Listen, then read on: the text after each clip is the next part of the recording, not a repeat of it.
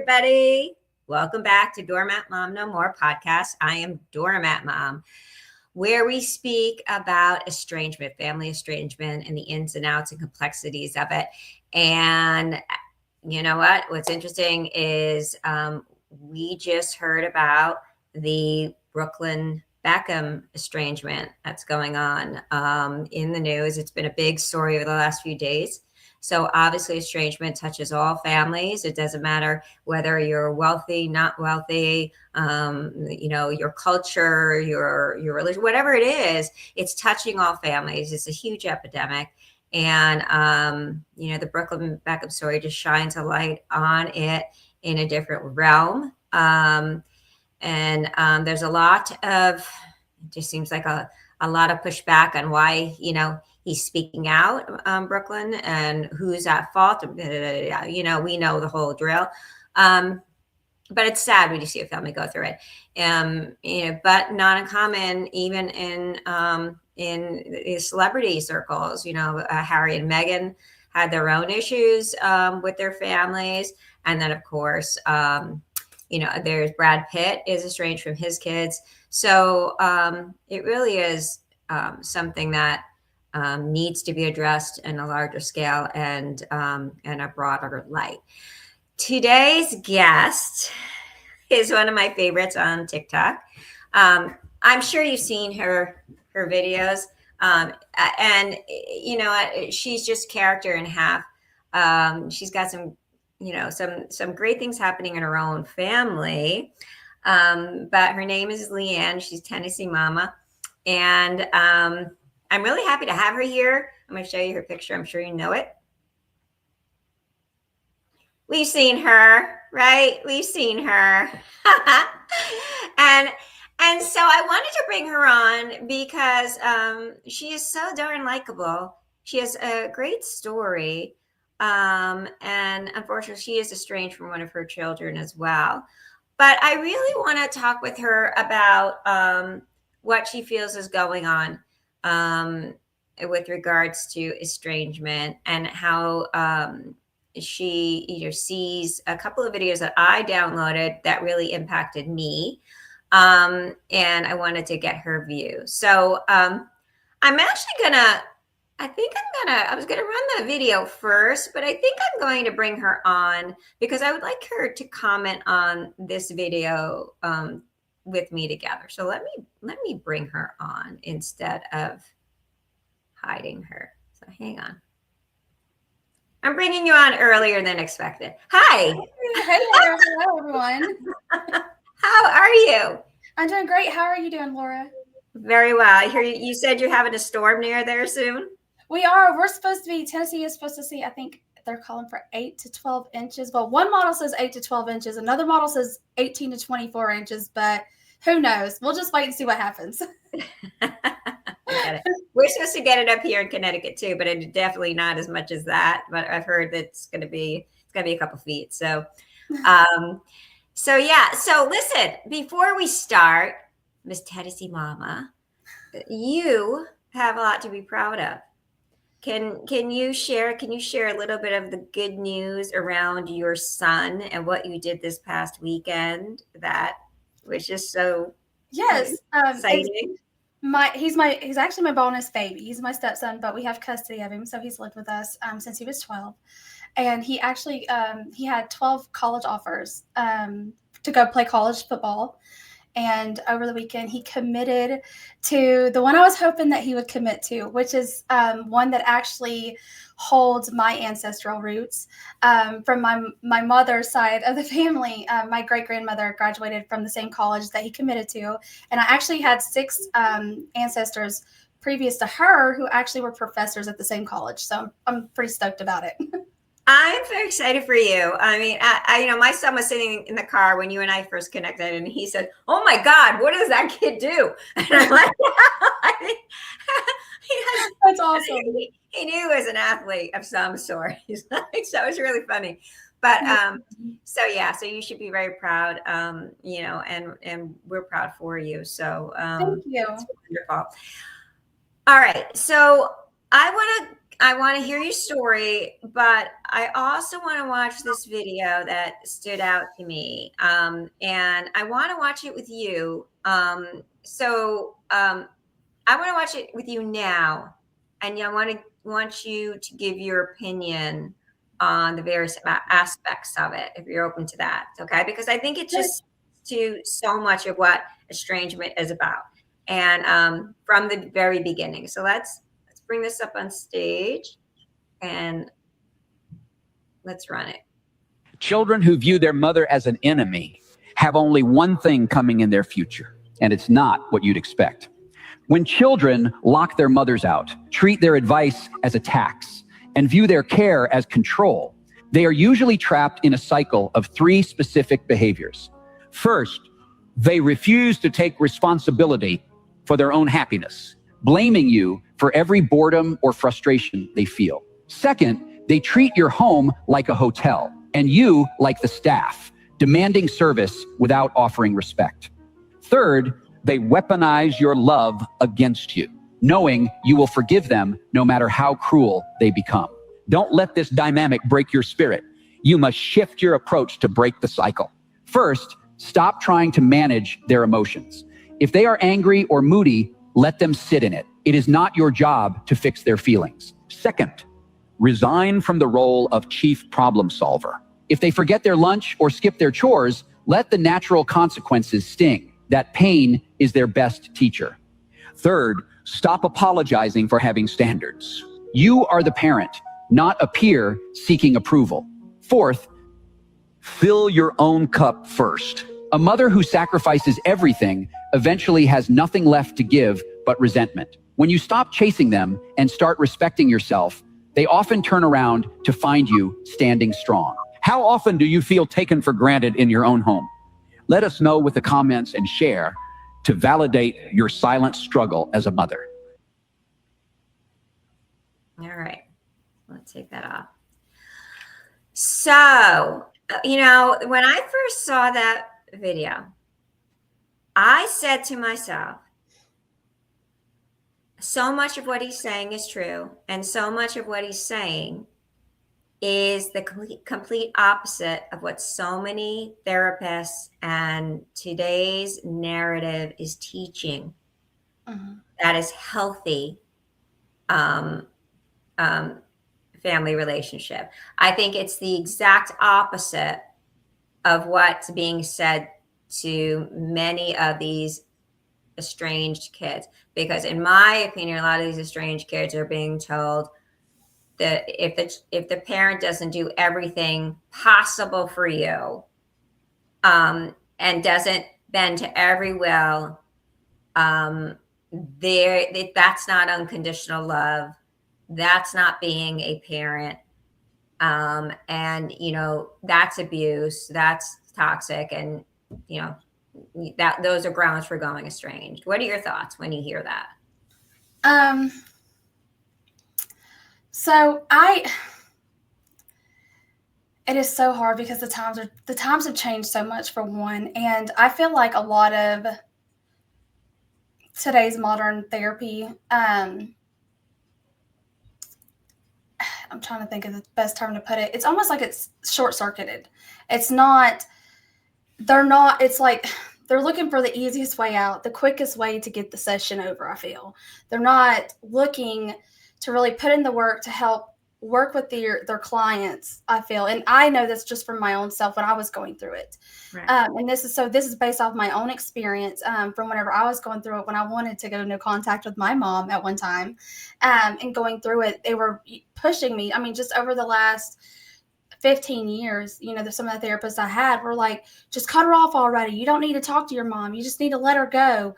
And I mean, they were just constantly and then I would leave there feeling guilty for wanting to still love my mom and have a relationship with her, because anytime I would, my next session with my therapist, I'd be like, I talked to my mom, I've tried to work things out with my mom. And it's like, I would get like this almost like disgruntled look on their faces, Right.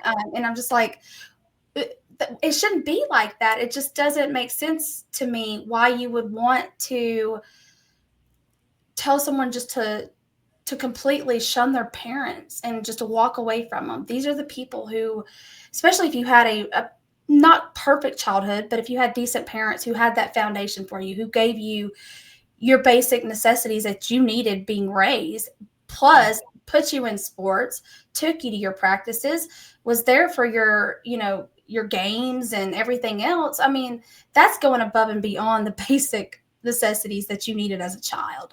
And I feel like that deserves appreciation. And I feel like a lot of today's generation, they're not looking at it in that sense. They're looking as that was owed to them for some reason.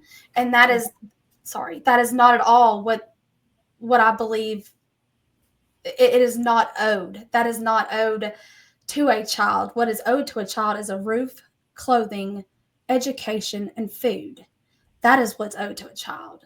And making sure that they have the basic understanding of discipline, manners, upbringing. But they're not even getting that anymore. Kids aren't even getting the basic discipline anymore, I feel. I mean, they're pretty much being given freedom at such a small young age when they don't even know, when they're still trying to discover who they are. They're pretty much being given freedom to go do whatever they want. And you can't do that with children. It's not healthy, I don't feel. Right. Well, I agree with you there. I think that there needs to be structure. I think that,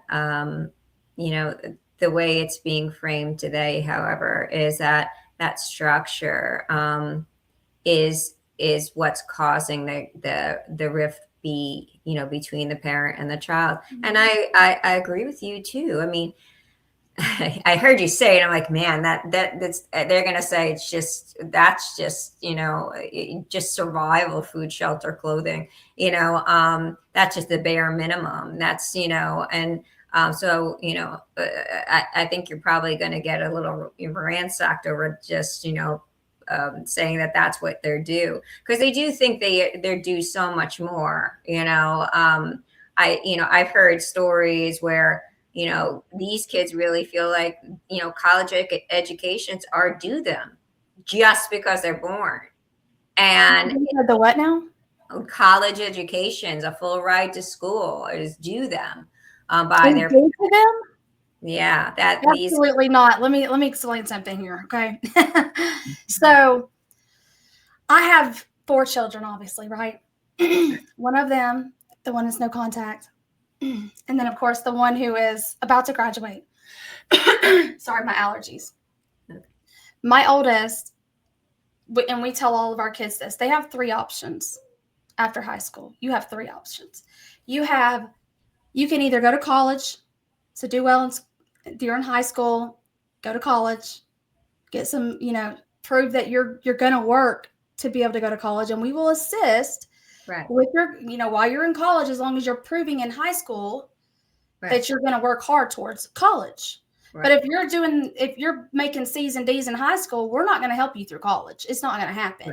So then you got 2 more options. You got the military, and then you have the workforce, going straight into the workforce.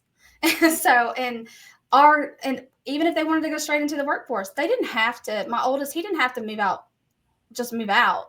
But because of our house and we have 4 kids and the way it is, they had to share rooms. The boys did. So he would have had to share a room with his brother. Well, at 18, graduating high school, you don't want to share a room with your brother, who's still, like, at the time he was 15.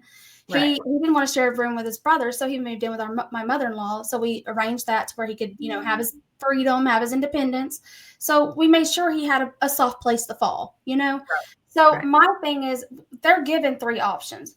But if I would have paid for my oldest's school, who did the bare minimum at trying and attempting to do his schoolwork, he had said in 8th grade, before he ever even went into high school, he didn't want to go to college. I mean, I'm a blue collar kid. I'm gonna be a blue collar kid. He was dead set on that. He wanted to be a blue collar kid. Okay, that's fine. I support that. I'm not going to force you to go to college. If you want to be a blue collar kid, that's fine. I will support your dreams and your passions and help you get there. Even when he graduated, he wanted to start his own power washing business, and me and my husband helped him get that up and going, just for him to turn around and shut it down less than 6 months later because his girlfriend wanted him to. And so, but that would have been, I feel like, wrong for the the one who has tried. I mean, he has the last 3 years of him being in high school from sophomore, junior, I mean, all 4 years, there was nights I would come out to go get a drink at midnight. And the one who's a senior right now about to graduate, who has a almost 3.8 GPA and taken all college classes already his last semester of high school, Wow. he would be sitting at the kitchen table at midnight still working on homework on multiple nights. My oldest, I never saw him doing that, ever. So my thing, I feel like had I helped the oldest and paid for his, that wouldn't have been fair to the next one who has busted his tail in high school. So it wouldn't have been right. And so we give them options. You have 3 options, and we will do everything we can to assist you with whatever path you choose to take. And that's what we tell our children, and we do, and we help them. But they have to put in the effort. If they don't put in the effort, we're not going to put in the effort, because we match energy. We're going to match your energy. So if you're putting in the effort, we're going to match your effort. Right. I get that. I definitely get that. And look, I mean, it sounds like more like you are listening to their drum beat, and then you are meeting that drum beat, right? And you're not saying, that you're not, in an essence, you're not beholden to, you buy one a car, you have to buy the other car type thing. No, I mean, that did happen. I will tell you. Actually, let's back up on that, because I'm going to be honest about that. We did buy one a car, not the other. Right. The oldest one who went no contact, he got a brand spanking new Honda Accord the same year, like when he turned 16. It was brand spanking new. It was a 2020, and he turned 16 in 2020. It was a 2020 brand new, less than 10 miles on it. I mean, he got to pull the plastic off of it. I mean, it was brand spanking new. Had less than 1,000 miles on it. He ran it up a tree and totaled it. Guess what I did? I turned around and went and bought him another one, brand spanking new one. Another one at 17, a year later. Yeah, that was me. Yeah. Oh, wow. Okay, so let's go. Oh my gosh. Okay. Because I think that, first off, in my opinion, I don't think I spoiled my first one, so in a sense, I mean, I babied him and I spoiled him. I did. Do you think that's part of the estrangement for many people? I do. Absolutely. 100%. I should not have spoiled him. So the second one, he doesn't have a car yet, and he'll be 18 next month. So you learn. But my mom, so mind you, he is my stepson, okay? Right. He's my bonus baby, but he's still my child. I've been in his life since he was 3 years old. Right. My mom, his step grandmother, is actually giving him a vehicle. Okay. And so there's going to be like a contract with it that it's a 20-year-old vehicle. It's old. It's an 2005. So, I mean, she's giving it to him, but they're doing up a contract for him that says as long as he stays in college and he does good, he'll get to keep it after graduation. He doesn't have to pay them for it or anything like that. But if he drops out, then he has to pay them $1,000 for it. Look, I think that's good. I think that's good. I think it's a very reasonable negotiation there. Yeah, I think so too. I think that I don't think that any new driver should get a new car. That's my opinion. I know. I learned a lesson. I learned a very valuable lesson, Lauren. Very valuable lesson. Yeah, and I don't think that that all kids should be treated the same. And what I was saying is that just because you buy one kid a car doesn't mean you need to buy another kid a car. It all depends on the circumstances, and I know that people disagree with that. I got kickback for that from people in my own family. But you know what? At the end of the day, it's not just because one gets it the other. There's a reason. There are reasons for things. And so, but let me get back to your story. So you're a veteran. You have had you started TikTok on a very interesting note. I'm not going to get into it. It did involve another famous family, not the Beckhams, another famous family. If you want to know who it involved, you can go back to her videos and TikTok, and you can find them yourself. We're not going down that road today. There's a Um, playlist on my page if anyone wants to go find it. all right, so there you go. You just heard from her. But so you're going to tell me, give me a background to your story. How did you end up in this side of, TikTok, estrangement, TikTok, and Oh give us man. a lowdown. So I had when I started this, I think I did the very first video back in June, I believe it was. So I had almost been, it had been 11 months since my son had been estranged from me. And so I waited 11 months before I really made content on it. And I didn't really talk about it. I was still healing from all of it, trying to navigate it all. And I was coming across a lot of no contact posts, like the pro no contact posts. Yeah. But I noticed that a lot of them were putting it to the music of that celebrity. And I was like, wait a minute, hold on a second. No. So, wait a minute. Something's not adding up here. I'm like, my childhood trauma It's following you. person, and y'all are glorifying them while telling people to go no contact with the people who caused you childhood trauma. How am I supposed to do that? I have to literally hear this person every day almost. Like, I can't get away from them, Right. So I'm like, that doesn't make any sense. So I was like, wait a minute. I started thinking logically about it. I was like, wait a minute. I'm going to start talking about this. Right. I'm going to start talking about this because the same people glorifying it are the same ones who are fans of that person. Right. And that's the same person, celebrity, that caused me all my childhood trauma. It just wasn't adding up, Right. And so that's what got me kind of into talking about it and really wanting to go down that path. Right. All right. Now, you were estranged from your mom or no? I never went completely no contact with my mom, ever. I always done low contact. The longest I ever went without talking to my mom at max was 2 months, at max.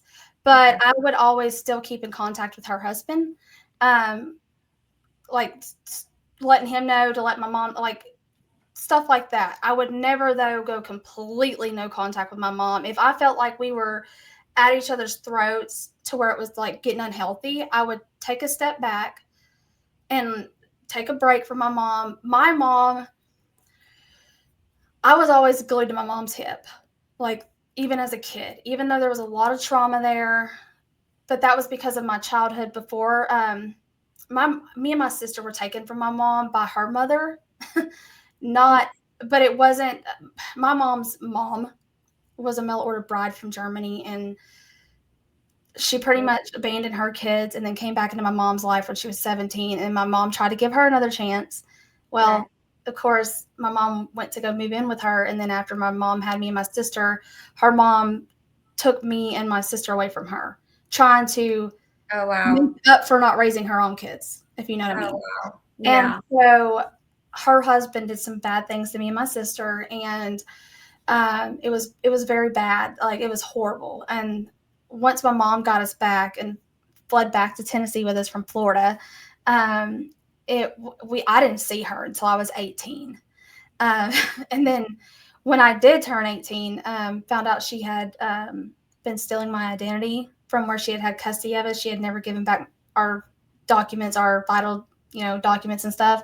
And she had been hacking my credit and was stealing my credit all before I turned 18. And there was so much stuff taken out in my name.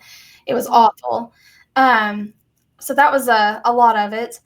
Wow. And then when my mom got us back, trying to think of how everything went. And I've also wrote a book about it, which it's my mom wrote the book with me, and it actually came after my viral video. But I had my mom write it with me because I had to literally go all the way back to my childhood and tell my story from as far back as I can remember, at like 2 years old, 3 years old, and all the trauma. And we just worked through every little piece. And my mom even remembered traumatic events that had happened to me that I had forgotten about. And so she had brought those up, and we had, navigated through those together because I had forgotten about them. and she would remember them, and I'd forgotten about them. And so my mom did cause some kind of trauma to me, but it wasn't really her fault per se. But when she got us back, I was glued to my mama's hip, and always have been. And she really wasn't a loving type person. You know, she wasn't oh, come cuddle with mommy. Oh, she didn't like the whole touchy feely type stuff. That's how my mom was. And she still is kind of that way. That's why I wonder my mom has autism. I keep telling her, I'm like, I swear you are undiagnosed autistic, Mom. I swear you are. Because she's not a big hugger and like stuff like that. And she's always been like that. That's just who she is, though. And I understand that. I accept that. And I accept her for who she is because I love my mama. But my mom she does show love in it's a different way, but she is a very loving person. She'll do it in like through messages or like, you know what I mean? Stuff like that. It's easier for her to do it that way. And I know though that comes from her childhood because her dad was horrible. He was evil. He was so mean. I remember he was so mean. So I look at who my mom had as parents and I go, it makes sense. It really does. And well, that brings up a good point though, right? Because when it makes sense, you can almost put it in a place and that brings peace, right? Yes, a lot of it comes from not making sense. Things don't, even, you know, when kids go estranged and these parents, you know, are like wondering what just happened. It's the element of not being able to make sense of it that sort of hangs you for a while. And it hangs you for a long while, you know, sticks you in place. Right. Yeah. And even myself, it took me a while even to try to, because I was the same way. It kind of bled over to me with my oldest son. I struggled with that, maybe that knowing the cuddle, the hugging and stuff like that. I still am kind of like that. There's times even now, my husband, I'll be like, not right now. Don't touch me. I don't want to be touched right now. Don't touch me. Because I'll get overstimulated is the best way for me to put it. But you said, can I say this to you? Because you said it on a video. You said that you were autistic. Yes, I am. I'm level 1 autistic. I just got diagnosed a year ago, though. So I just found out about it. And that's why I think my mom has it, because it actually runs in my family. My mom, actually, her oldest sister we think that she's autistic. My mom, she lives with my mom as her older sister.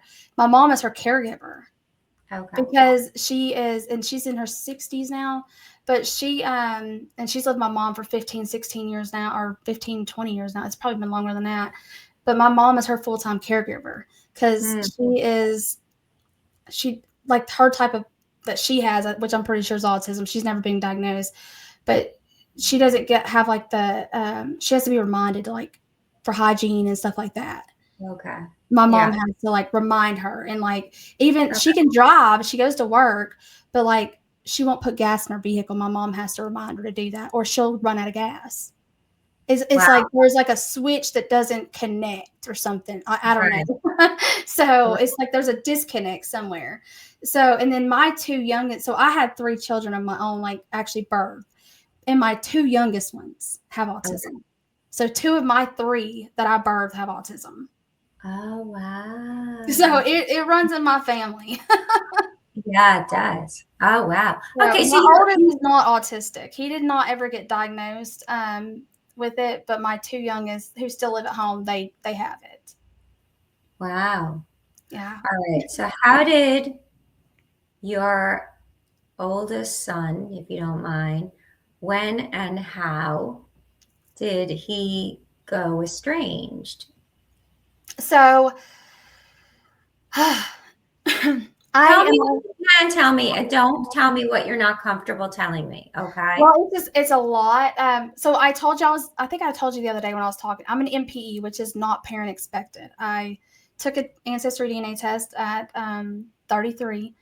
The day after my 33rd birthday, I found out that the man I had believed to be my father my whole life was actually not my father. And I had a completely different dad out there. So I went on this journey looking for my dad. By the time I found him, he had already passed away. But I found out I had 2 half brothers by my dad. And one of my dad's dying wishes was to have a daughter. And he had one. Didn't know I existed before he passed. That was a really big struggle for my mom because of the fact that I didn't have a dad in my life. Right. And the fact that he wanted a daughter, that really bothers my mom a lot. I think it bothers my mom now more than it bothers me. Right. And when I went to his grave, he doesn't even have a headstone. Oh, wow. But my mom, she surprised me a couple weeks ago. She designed him a headstone and is buying my dad a headstone. Yeah. Oh, wow. That's something. And so, that's why I said my mom she's an amazing woman. It's just, once you get to know her, you'll realize she's a really amazing woman. Huge heart. Yeah. And it's been a long journey for her and I going through all of this, going through it but honestly, I tell her all the time because she's always apologizing for my results and how everything turned out. And I'm like, Mom, I would not change it for the world. I'm just so glad the man I thought was my father is not my father. So I am grateful for how the results turned out. Right. So everything happens for a reason. And we just got to embrace that and believe that God sets everything up for, things to happen the way that they happen for a reason.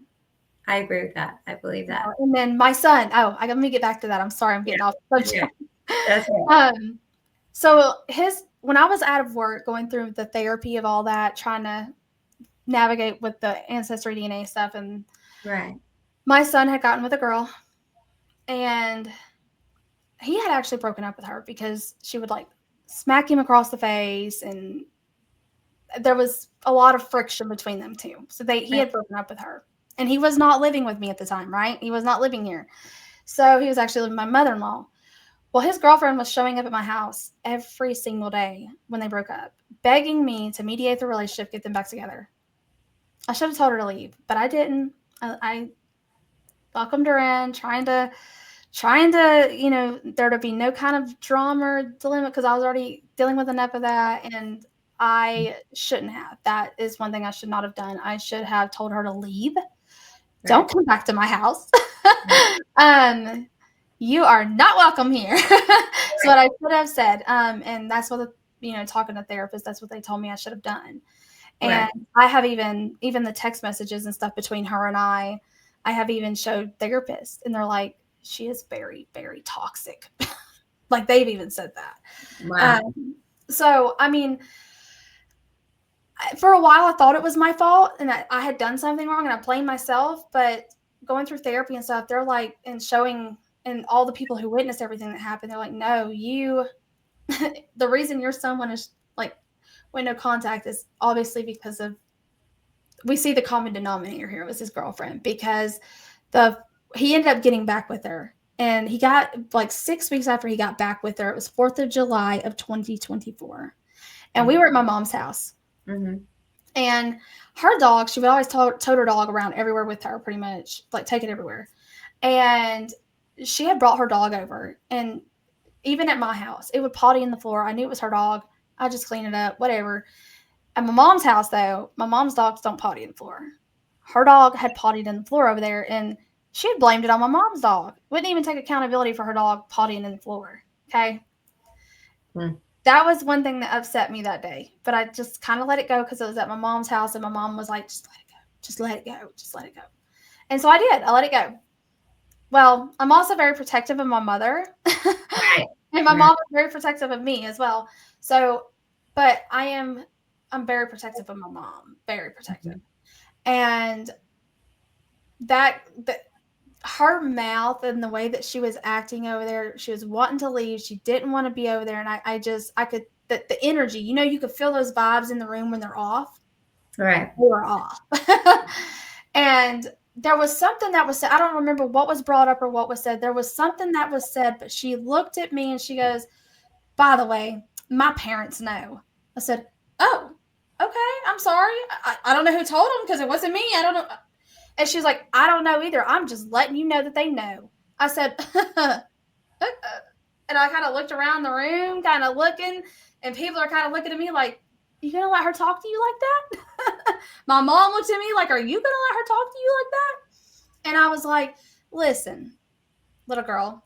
I'm saying little girl because I actually said her name, but I don't want to put her name out Yeah, here. absolutely. So listen, girl, her name. Your parents may allow you to talk to them like that, but we don't allow that here at my mother's house or at my house. Right. So that energy you have, you can take it back home. And because we're not going to put up with that over here. I don't put up with it from my kids, and I'm damn sure not going to put up with it from you. Right. And I said, now I'm going to walk out back so I can cool off before I get upset. So I'm going to walk out back for a few moments. So I walked out on my mom's back deck in her screened-in porch, and I sat out there for a few minutes. My mom walks out there. My husband walks out right behind, and they were talking to me, and I was fine. And then I guess she was ready to go and leave because I think I embarrassed her. She wanted to go home. And so I guess my husband had walked back in to get a drink. I don't remember what it was. He had walked back in or something, but he had told her that she should at least come out and say bye to me. Right. So she walked outside. She was telling everybody bye. And she literally looks at me and she goes, well, you going to give me a hug or what? And I was like, what did you just do to me? Like, and I just was like, you have lost your mind. Like, I was like, you better get her the hell out of here before I throw her off this porch and whoop the ever living dog shit out of her. Excuse my language. I'm sorry. Excuse my language. But I was mad. Because I was like, I removed myself from the inside of the house to cool off and come outside. And so I didn't get upset. And then she walks outside getting an attitude with me again. And I'm like, no, I tried to remove myself from the situation. And then you're going to come out here and keep going? Like, really? You know, I was like, no, that's like, you're literally pouring fuel on a fire at that point. Right. And so I was like, yeah, it's time for you to go. You just go. We'll chat about this in a few days. We'll come back together in a few days. Well, after she left, my son went and told her bye. He come back in and walked out back. My mom was out there, my husband, me, and my son. And we sat and talked to him for like an hour, explaining to him, like talking about what had just unfolded, explaining to him how that was not okay. Right. Thought everything was okay. Everything was good. And I said, well, we can try to talk about things here in a few days when things cool off. We'll talk about things, right? Okay, yes, ma'am, I said. And then he was supposed to come by the house the next day to help my husband with something. And the next day came and he never showed up. And I was like, okay, that's weird. That's not like Caden. Sorry. That's not like my son to not show up. And so I was like, that's not like my son to not show up. That's weird. And so then the next day comes and I'm like, and I asked my husband, I'm like, we should probably figure out what's going on. Why isn't he coming? I mean, he was supposed to be here. So my husband reaches out to him. And I don't know exactly what the exchange was because it wasn't me who actually reached out to him. But it was nice and civil. I don't know exactly what he said to my husband. My husband didn't really let me know or anything. So I don't know. I just know he never showed up and he has still never showed up. I have not seen him since. So I don't know exactly what was said, what happened after that night. I just know that he had ended up reaching out to my husband's ex-wife, which is my stepson's mother. Okay. My son has no relation to her, never has. And he tried to start stuff there and was trying to say that she needed to get her son back from our house, stuff like that, saying that we were abusing him and all kinds of stuff. That was one. And then, of course, my stepson, she ended up calling him and she's like, are you okay? Are you being abused? He's like, no, I'm fine. What are you talking about? I don't know what you're talking about. And so my stepson's like, and then he even had to tell his mom flat out that my son was lying, that he's not telling the truth. Wow. So, and then, and that was after she had already gone and taken them to dinner, or I think it was, or that might've been before. I don't know. I wasn't there. So I don't know how the events had actually played out, but it was either right before or right after, but they had also went behind my back and met up for dinner. His mom had taken and met up with my son for dinner. And that created a lot of issues, which her and I are good now. We have she has reached out to me and apologized. We've squashed things, so we're on good terms now and communicating. We're good now. She's very angry with my son and what he has done, because she was mad that he lied to her and put her in the middle of things. Right. And then he went in front of his church, he lured my mother-in-law, who is not even related by blood to my son, lured my mother-in-law to the church, would not even allow my mother, which is his blood grandmother there, lured my mother-in-law to the church on one Sunday when he was getting baptized, and had the pastor in front of the church stand up there and say that her son and me, so my mother-in-law's son and me, verbally and mentally abused him his entire childhood. Oh, I'm sorry, verbally and physically abused him his entire childhood. Oh, wow. I was like, are you kidding me? I was flabbergasted. I was like, well, where are all these accusations coming from now? Like, this is literally just the wildest thing I've ever heard. And so there was people. Were you heartbroken when you heard that? Were you I was devastated. I was literally devastated. Yeah, I called a therapist immediately, and I was like, please listen to this. Please help me understand this. Like, and then I was like, is this normal? Because like, I'm hearing that all these kids who are screaming these accusations and saying this is their perspective, that it's true. And they're like, no, it's not true. It is them trying to get attention. They're living in victimhood, and they're trying to get attention for something. Right. Because of the fact that they're not getting the attention for whatever reason, they're not getting the attention that they desire. And so I had to, that was hard. That was really hard, because my son was he was common sense wise, he was very smart, which common sense wise, he was very, very smart.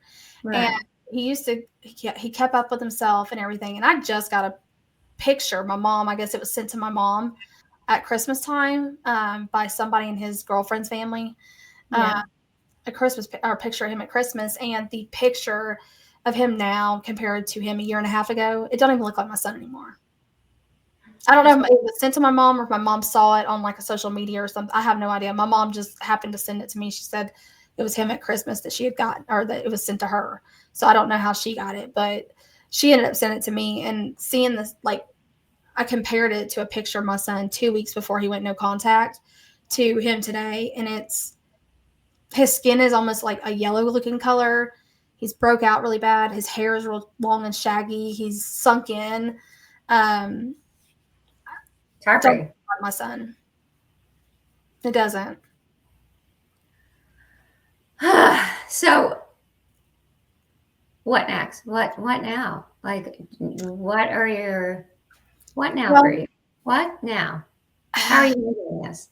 Well, a lot of mine is I beat myself up a lot, because I had sole custody of my son. His biological father was not a part of his life, but the biological father's mother was.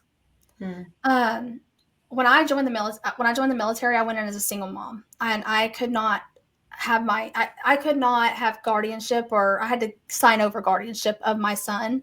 When I joined the military, I had to sign over guardianship until I got through basic and AIT, and I got to my duty station, and then it was going to be up to my duty station, like my unit, whether or not I could get custody of my son back and all that. So it's really weird how they do things. So I had to sign over custody of my son. And whenever I did that, at the time, I had to sign him over to the paternal grandmother instead of my mom. Because right before then, and I've done a video about this, his father has stolen, my stepfather was dying, but his father, biological father, my son's, has stolen my mom's debit card and had pretty much wiped out their account, my mom and my stepdad's.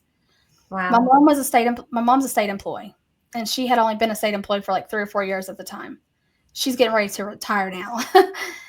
My stepfather was on Social Security, so money was very slim as it was. Right. And so he had drained their accounts, which actually ended up sending my mom into bankruptcy, which sent our house into foreclosure while I was in basic training in AIT, and she became homeless because of that. Wow. All because of my son's biological father. Yeah. And so the Wow. nanny got custody of my son. Okay. And she had Wow. him from the ages of 2 years old to 4 years old. Okay. Wow. So for his ages of 2 to 4, she had custody of him. Because by the time I got to my unit, I was getting ready to deploy. I was supposed to be deployed. Right. They wouldn't let me get my son back till after I got back from deployment. But then right before deployment, I ended up getting injured on a ruck march, which I got med boarded out. So I ended up, and then after I got out, I had to wait 6 months and go through all kinds of evaluations and get cleared to get custody back of my son. So I ended up being without him for 2 years, hopefully that makes sense. Right. And so by the time I got him back, his dad was supposed to be at court with me so we could split up custody and get it all worked out. They called him on the phone because he didn't show up, and he literally said he didn't want anything to do with the matter. Didn't want anything to do with the son, that they could give me sole custody. So they did, right? Right. And the paternal grandmother, I told her I would let them still see him, even though. How old is he? Excuse me. How old is he? My son? Yeah. He'll be 21 years old in March. When you got full custody? Oh, when I got and my son, he was 4. Yeah. He was 4 Okay. when I got sole custody. Yeah. And so when I raised him, and even I would still send him to see his Nini, even when I lived out of state and his Nini still lived here in the area, I would drive and meet her halfway. So hours at a time, I'd meet her halfway just so she could still see him and spend time with him. And his dad was supposed to come see him during those visitations. Sometimes he would show up, sometimes he wouldn't.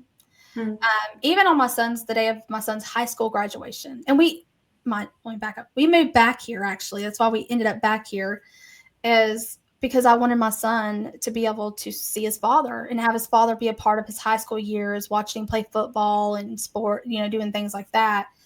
His dad never showed up to a single game. Even his high school graduation, he saw my son the morning of his graduation and told our son he would be at graduation and never showed up.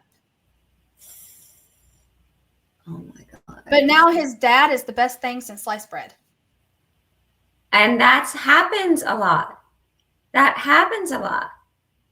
It's amazing how they transition that. I don't know if it's like a need because they didn't have them. Now they want that person in their life, that it's like some sort of internal need to or if it's a matter you stood by him, so he knows you're always going to stand by him in a sense. So but this one could go away any minute, so it's that lack.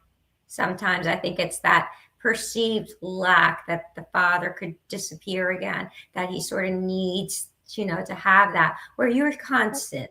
So you're that constant, so that could be there too.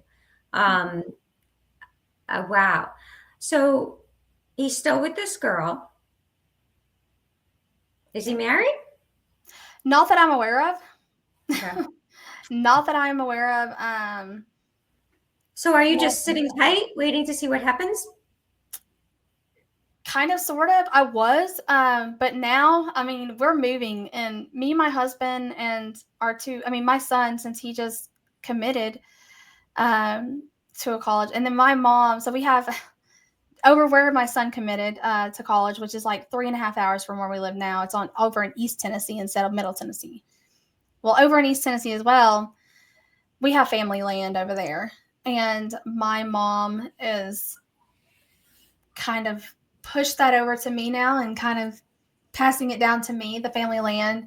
And with my 2 youngest ones having autism, they need a less populated area. Okay. Something that's less overstimulating, it's not so overstimulating, and smaller school systems. So the county that actually the land is an off-the-grid county where it's located. So we're actually relocating this summer 3.5 hours away. And we'll be over only about an hour away from where our son will be going to college. So we're relocating to East Tennessee. My son's staying here, I guess. My mom will still be here for another 2 or 3 years, possibly. And then she'll be relocating onto the property with us as well. But But so my mom will still be here, and my mother-in-law. For my mother-in-law will be here another year. My mom another 2 years probably. Right. But my son, he'll still be here. So I mean, he'll have, if he needs somebody, he'll have my mom and my mother-in-law. And he knows how to get a hold of me. He has my number. He knows also proximately where our property is located. So he's more than welcome. He knows that. She is not. Absolutely not. But I mean, he is welcome. We can talk about it. He's welcome to come see us, as long as he's grown up, and decided to mature since then. But I've got to move. I'm not going to sit and wait around. I have 3 other children who depend on me as well. So I'm not going to sit here and allow him to hold on to my heart and sabotage it. Right. So I've got other children who I need to take care of and finish. I mean, I have a 9-year-old and an almost 12-year-old who seriously depend on me still because of how young they are. So, Sure. and I've got to be there for them. Will you send him an email or something, or some sort of notification that, hey, we're moving? Yeah, I will. I'll send him. I texted him on Thanksgiving. My son, I texted him on Thanksgiving. I messaged him on Christmas. I'll message him on his birthday in March.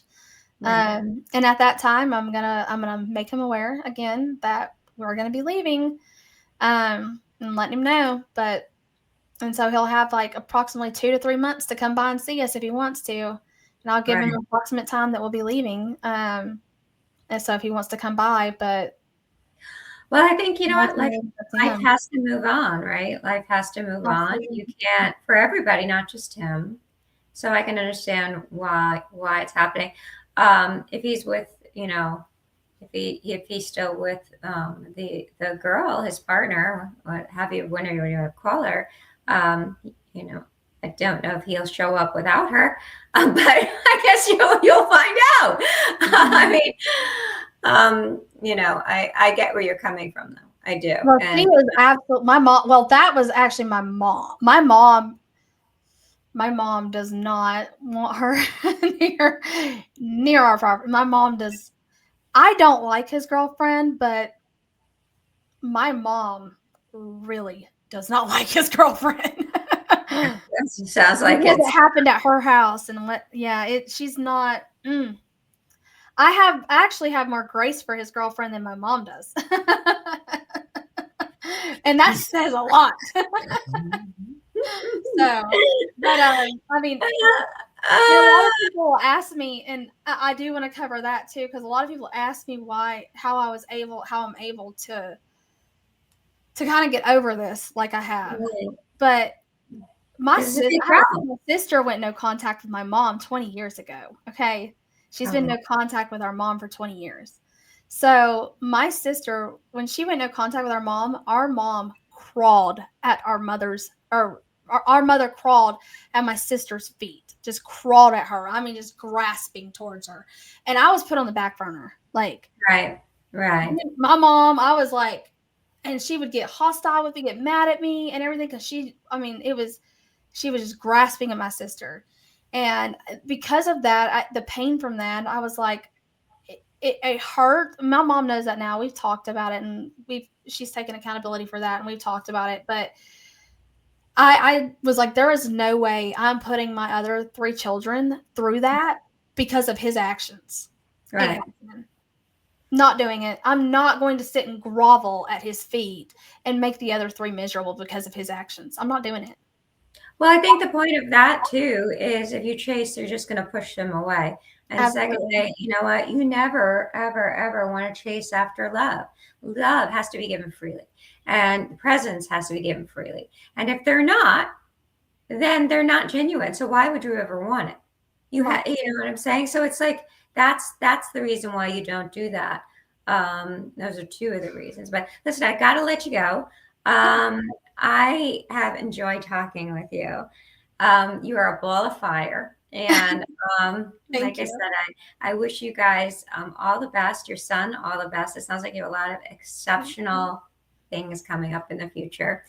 You and I are going to talk. Can you do me a favor? Send me a link to your book, because I want to put video so that people can buy it and read, your story, more story. I'm gonna hop off. I wanna bring in a video. I ran a video today, and everybody's like, "Well, where's the second video? Can't download it." So I want to run it on here so that everybody can see what it was I was talking about. So, so I'm going to add that in. I'm going to let you go, and then send me, text me, whatever, the link to your book, and I'll give you everything over the next couple of days. Back at Sounds you. good. All right. Perfect. Thank you. All Laura. right.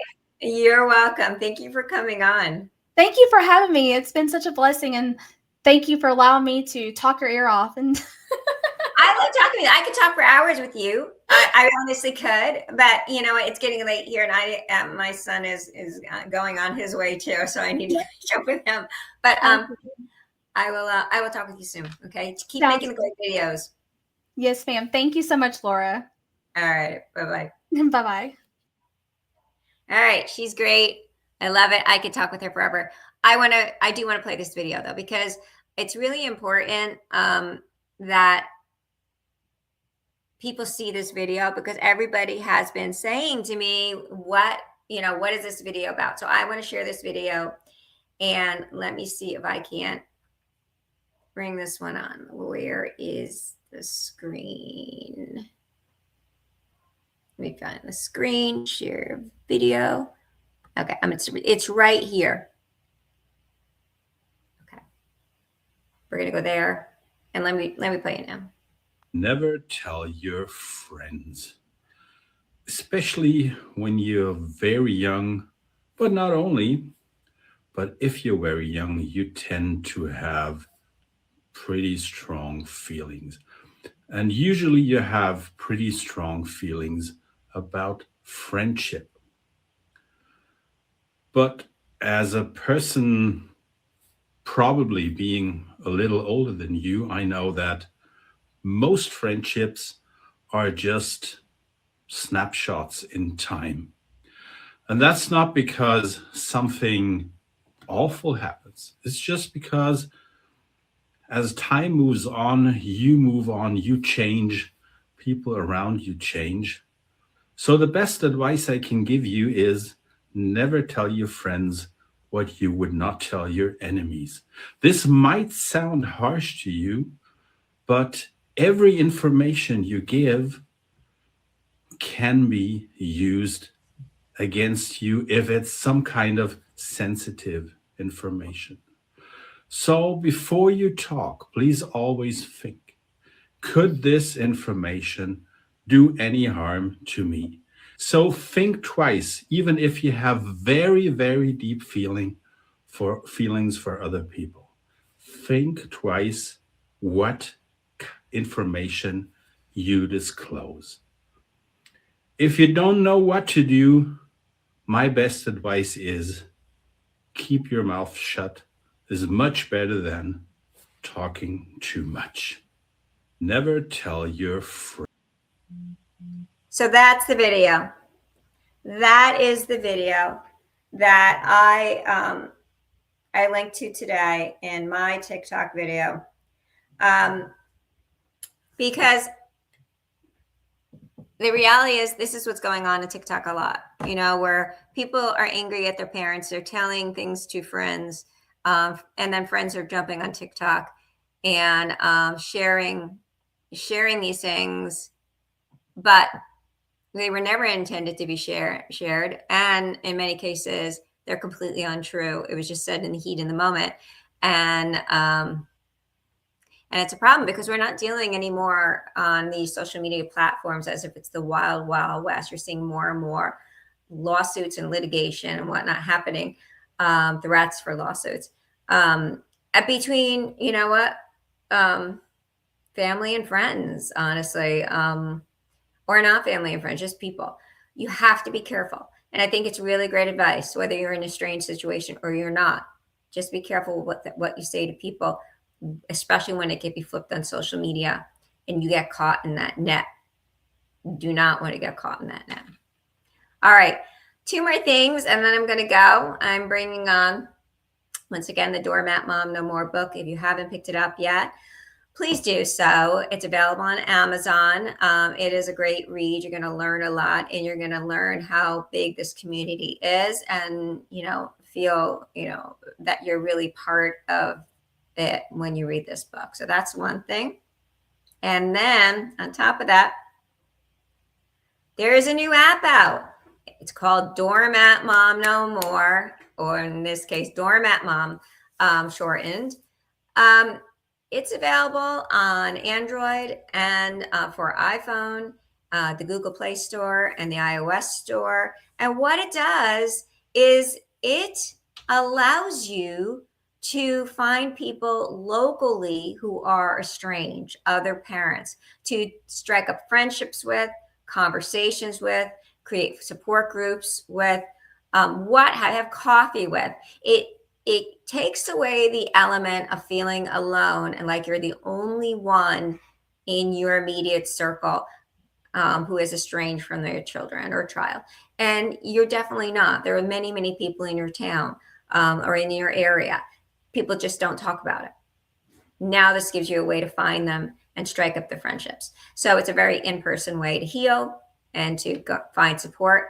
As I said, just go to the search bar in the Play Store or the iOS Store and look up Doormat Mom or Doormat Mom No More, and it'll come up. Or you can go to the doormatmomnomore.com or doormatmom.com website, and that will and you'll see the links to the apps there too. The app there too. So that's it. I'm gonna go. It's.